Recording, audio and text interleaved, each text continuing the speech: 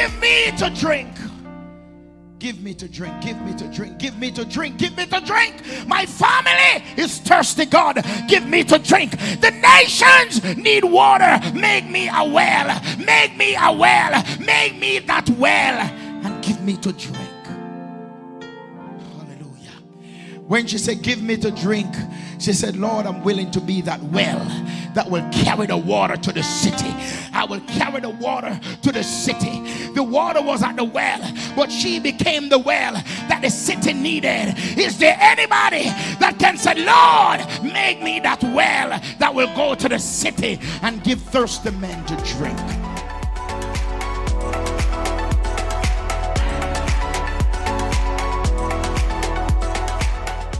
Hello and welcome to Community Worship Center, where the Word of God is the broken bread and the naked truth.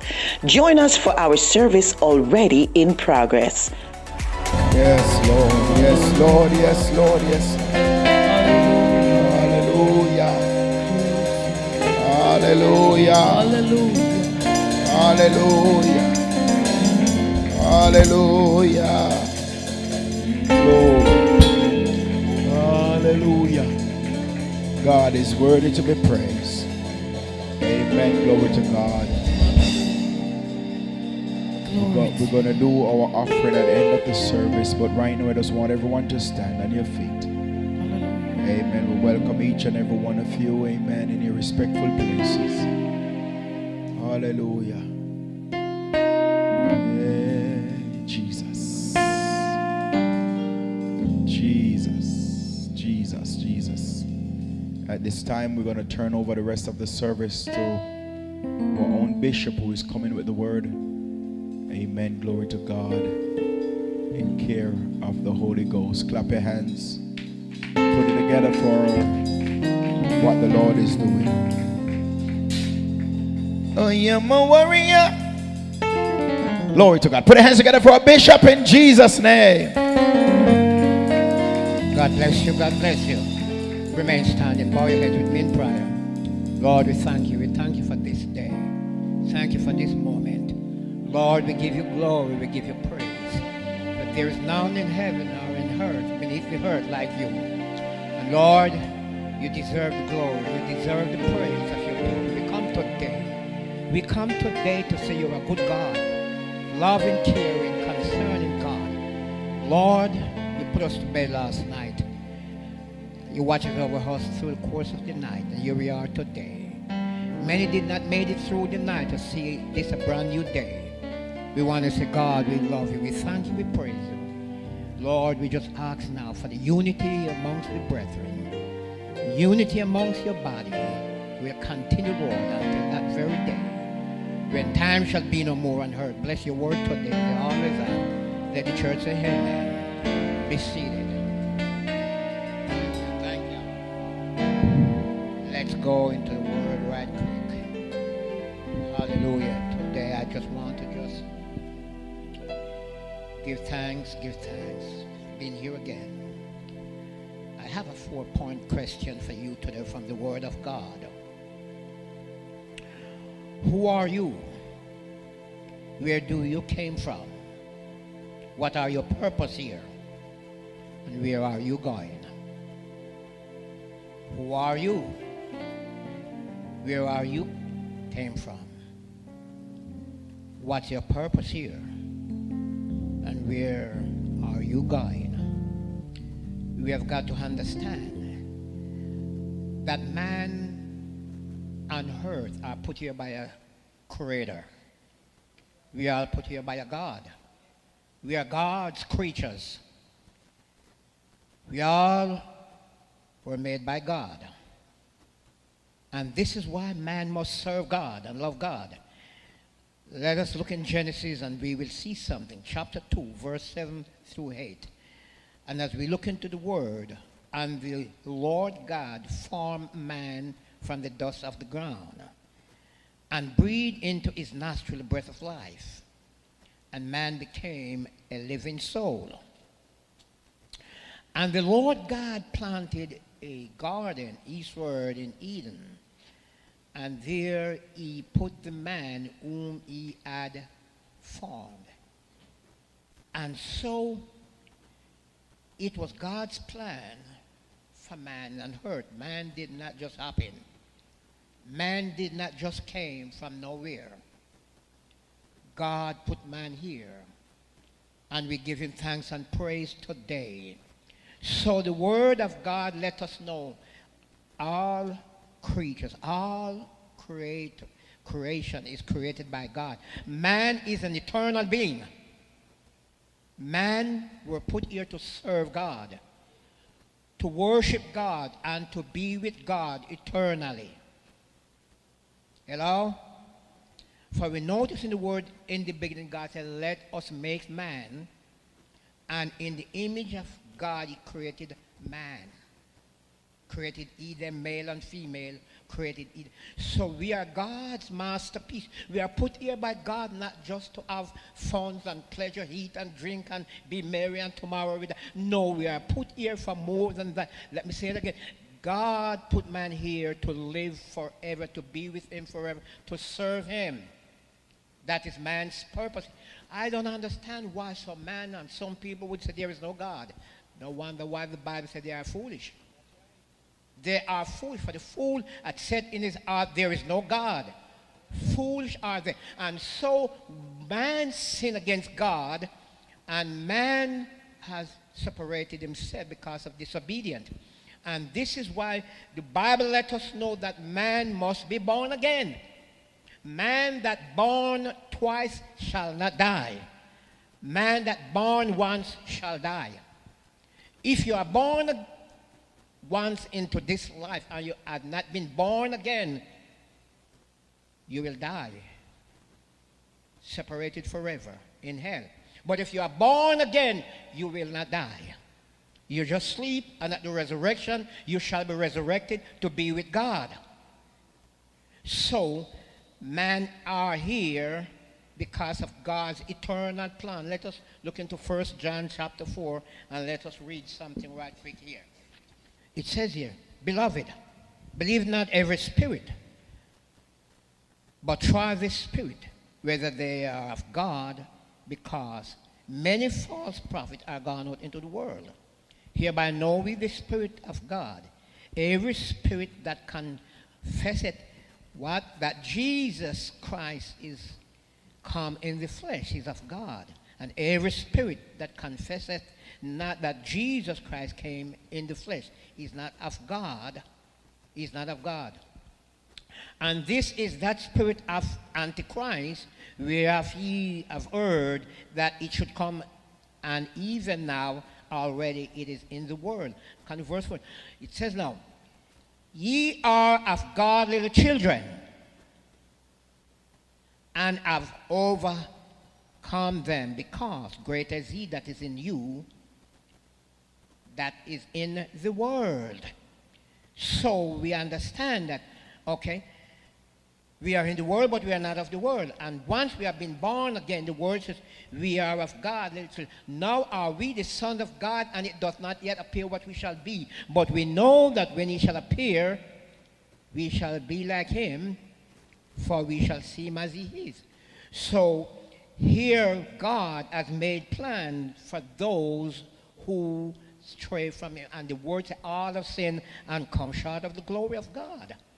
So we are here, okay, because God, he put us here. We did not just appear. So we must understand, who are we? Who are we? We are God's creation. Secondly, where did we came from? Again, let's look in Genesis chapter 2 again, and we will see. Genesis chapter 2 again, and we will see who are we, where are we, came from. Chapter 2 in Genesis.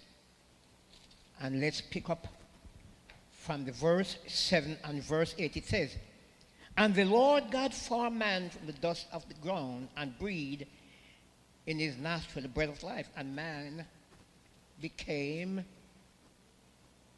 a living soul. And the Lord God planted a garden eastward in Eden, and there he put man whom he had created.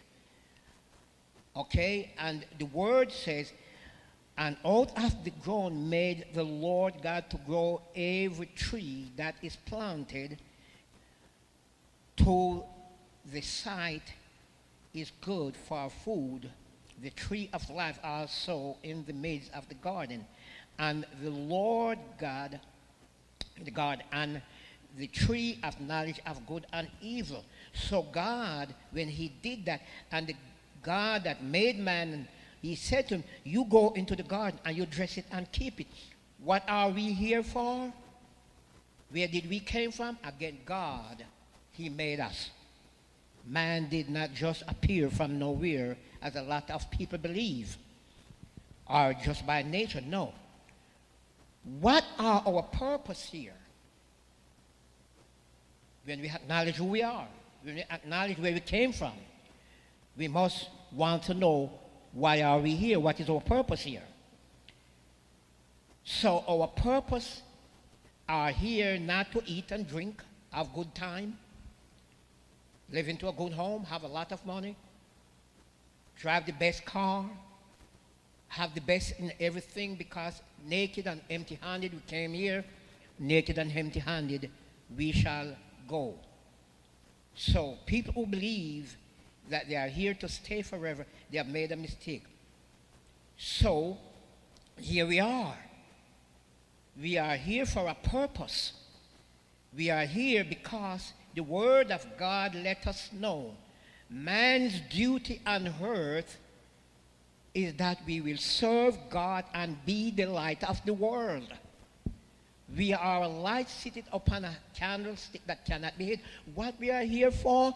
We are here to tell others about Christ, the love of God. For God so loved the world that he gave his only begotten Son, that whosoever believes in him should not perish but have eternal life. What God told the disciples to do. Let's look in Acts chapter 1 and we will see something here. He sent them out into the world to proclaim the good news, to preach the word of God. And if we claim to be born again, and we think it's all just about me, myself, and I, we have something else coming. We have something else coming. In the chapter 1, Acts chapter 1, and let us look into the verse 1 through 6. Now, we understand this. The former traces have I made unto thee, O Theophilus, of all that Jesus began both to do and to teach. So what he says, until the day in which he was taken up, after that he taught through the Holy Ghost and given commandment unto the apostle whom he had chosen, to whom also he showed himself alive after this passion by many infallible proof, being seen of them 40 days, and speaking of the things pertaining to the kingdom of God. And being assembled together with them, commanded them that they should not depart from Jerusalem, but wait for the promise of the Father, which he said, ye have heard of me. Ye have heard of me. Now, he went on to say, for John truly baptized with water, but ye shall be baptized with the Holy Ghost not many days hence. When they therefore were come together, they asked him, saying, Lord, wilt thou at this time restore the kingdom to Israel? Verse 7, and he said unto them, it is not for you to know the time and the season which the Father hath put in his own power. Look at verse 8. But ye shall receive power after the Holy Ghost is come upon you. And ye shall be witnesses unto me both in Jerusalem and in all Judea and in Samaria and unto the uttermost part of the earth. So, this is our purpose here, to be a witness to those who are lost, to let them know there is a Savior. And I want to just reemphasize again, our purpose on earth, not just to eat and drink and have fun and pleasure. Come on, beloved, let's look on the time. They asked Jesus, what will be the sign of your coming? Let's look on the sign of the time, and we can see clearly that it won't be long before Jesus will come to take his church out of this world. For we are in perilous time, serious time, fearful time, wicked time, when man is calling good evil and evil good. So we must occupy until Jesus comes. How would we like to know we are saved, going to heaven, and our loved ones, our friends, even our enemies are going to hell to spend eternity in hell? No one should wish to see this. No one would or should desire to see this. So our purpose on earth here, let me say this. God told Adam to go and dress the garden and keep it. What we are here to do, we are here to address the world, and let them know there is coming a judgment day. There is coming a day when all eyes shall see the eternal God. The Bible let us know. And that day when the Lord God shall split the sky, when not for the rapture, he shall come as a thief in the night to take his church out of here. And I heard a preacher was saying not too long ago that they're going to be a time of distress. They're going to be a time of confusion, because people is going to be on the phone all over the world calling one another and telling them that my loved one disappeared. I don't know where she turned, where he turned. What happened? We both were here, or we both in the house, and all of a sudden he disappeared, she disappeared, they disappeared. But what's going to happen then?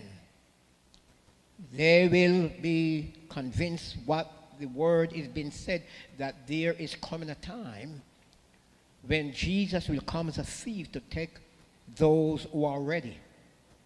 And not only that, but I said it before, I'm going to say it again. Can you imagine you driving down the road and all of a sudden you with somebody saved and you're not saved, and all of a sudden the person disappear, or the driver disappear in the plane, the pilot disappear, and the co-pilot disappear? What's going to happen? You imagine the pandemonium that's going to be out there, okay, all over the world, because he's coming to take his people globally. And this is why the word said, be ye ready, for in a moment when you think not, the Son of Man shall come. Let me say this, we should not play church. We must be serious about this business. Hello? We must be ready. For in a moment when we think not, but now when the church is taken up, there's going to be a time of 1,000 years, millennial reign on earth. 3.5 years going to be time of goodness. 3.5 years of the last 7 years going to be a time when you will not be able to buy or sell without you take the mark of the beast. And the Bible let us know every man that take the mark of the beast is going to be doomed forever in hell.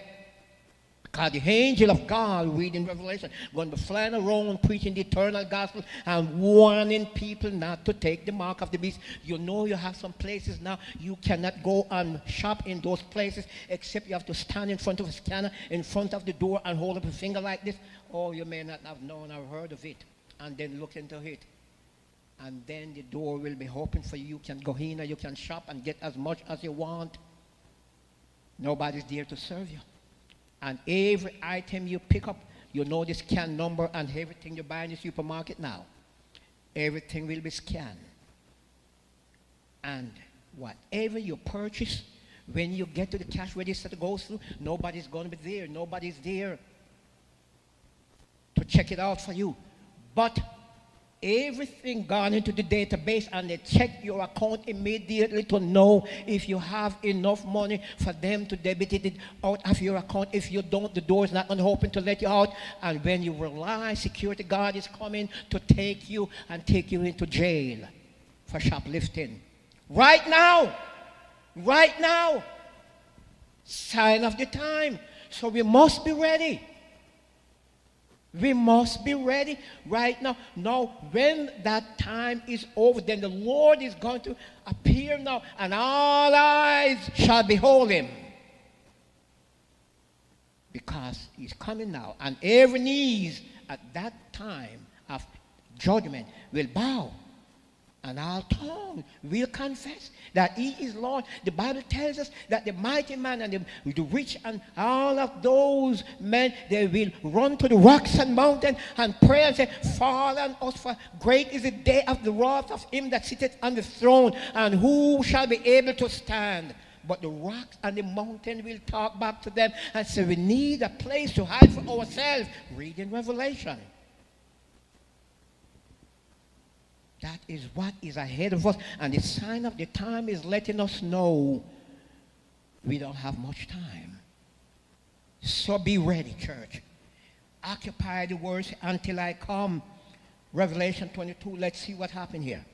Let's right quick look into Revelation chapter 22. Chapter 22, Revelation.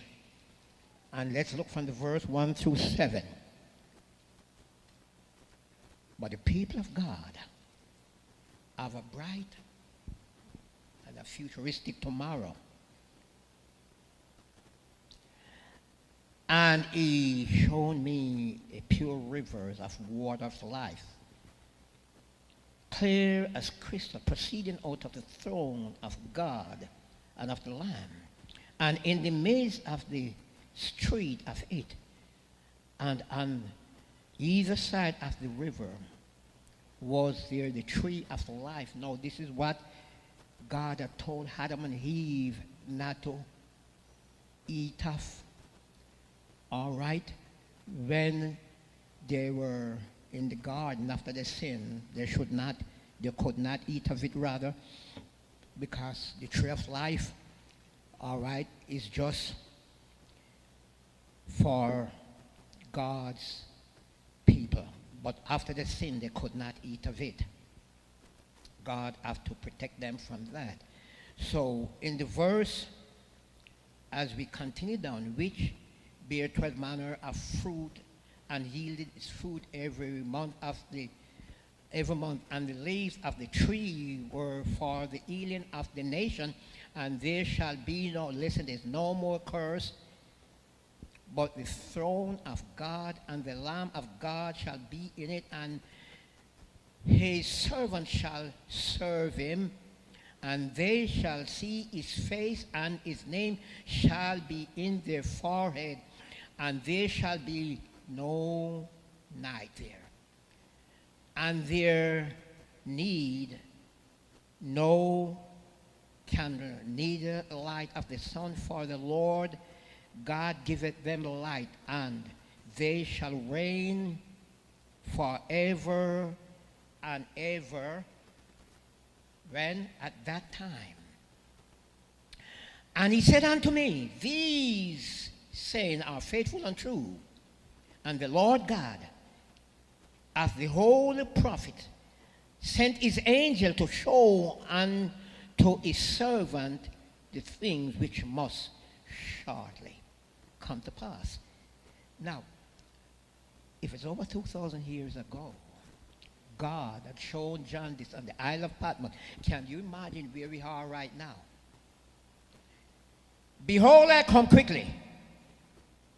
Blessed is he that keepeth the saying of the prophecy of this book. What a God. Because you know what? if we are ready for that moment when God shall come to take us and to bring his judgment upon sinful man, the saints of the living God, we're going to be with the Lord God Almighty, not just for 20, 30, 40, 50 years, 60, 100 years. We're going to be with him forever and ever and ever. Can you imagine? Eternity has no end. And this is what God intended for mankind. God made man as an eternal creature in the likeness of God, in the image of God, to be with God through all eternal ages of eternity. And this is the plan of God. This is why we must preach the word. This is why we must dress the word, okay? And tell them, just like God said, go and dress the garden and keep it. We are here to address the world. We are here to tell the world there is coming a day when God will be coming back to take his people. And those who are ready will go with the Lord. But those who are not ready, sad will be their case. Because, listen, there will be no more chance for man to come back on earth to repent. These are the days of Elijah. These are the days when we must stay in prayer. Walk holy before God. Hello? Walk holy before God. Don't put on any camouflage unit. Don't put on any camouflage uniform. Don't try to fool the crowd or yourself. We can fool the crowd. But it's only two individual we cannot fool. Myself and God. For the eyes of God is going to and fro in the earth 24/7. God never slumbers. He never sleeps. He's watching us. He knows the very thoughts of our mind. He knows what we'll think. And come on, folks. You want to tell me that we going to be so stupid all these years and heard from we came out of our mother's womb until now?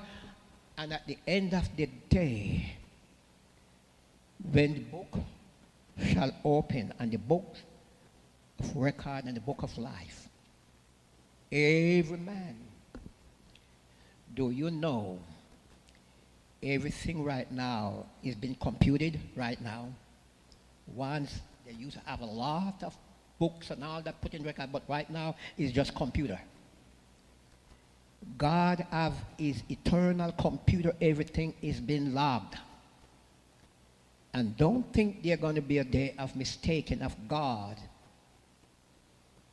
when he will come and open the book of record. Every man's work is going to be in those books.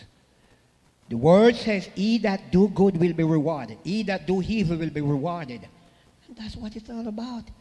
Come on, folks. Let's be serious now. And let those who are not saved knowing that time is short. Time is running out. And they need to be saved because we are here. Because God wants us to be here and put us here.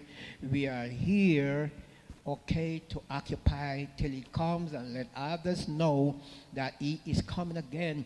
For let me tell you something. If somebody were not praying for us and witness to us, we would not be here today, right? And so, freely receive, freely we must give. We must pass it on to those. Are you concerned about those that are not saved, your loved one, even those that hate you to the very core? Are you praying that they will come to know Jesus as Savior? It is our duty. It is our assignment. It is our assignment. When God decided to make human being, he knew that man would sin, and he had his son Jesus to be that sacrificial lamb so that he would come to redeem back man unto himself. So God, he knows everything about us. Father, we thank you today. Lord, what a loving God. all over the globe today, souls need to be saved. You told Abraham, his seed shall be like the stars of heaven. So it is, you told Isaac, his seed shall be as the stars, rather like the sand of the seashore. And Lord, you came into the world, Jesus, to rescue the perishing and to care for the dying. For it's not your will that any should perish. Thank you, Father, for saving my soul. Lord, forgive me. Forgive me, Lord, for the years that I was out there living in sin, doing the sinful things, enjoying sin, serving the devil. Never had a clue, never have a knowledge of the love of God. But thank you, God, for the morning after we went out partying and came in. You came to me, Lord, before day that morning. Lord, when I woke up in hell and I cried out for mercies, you came down and took me out, brought me up into heaven. You showed me all those down in hell, and you told me I must go back and deliver them. You told me that I am called as a prophet to the nation. And so, Father, this is my purpose here, Lord. This is my purpose. I don't want to spend my last moment on earth and fail my assignment. Lord, pour out of your Spirit one more time upon your people. Lord, if the dead man Elisha's bone in the ground you could use to raise the dead, you can use me again. You can use all of us again. It's not over. For though you were dead and gone, but the anointing was still in the bone. Lord, let soul be saved. Let soul be saved across the globe before the day is ended. Touch your people. We want to have a manifestation with you, God, we never had before. Thank you. Thank you, thank you. And those that are here under the sound of my voice today, Lord, give them a revelation that, Lord, they will never forget it, Lord. In Jesus' name, amen.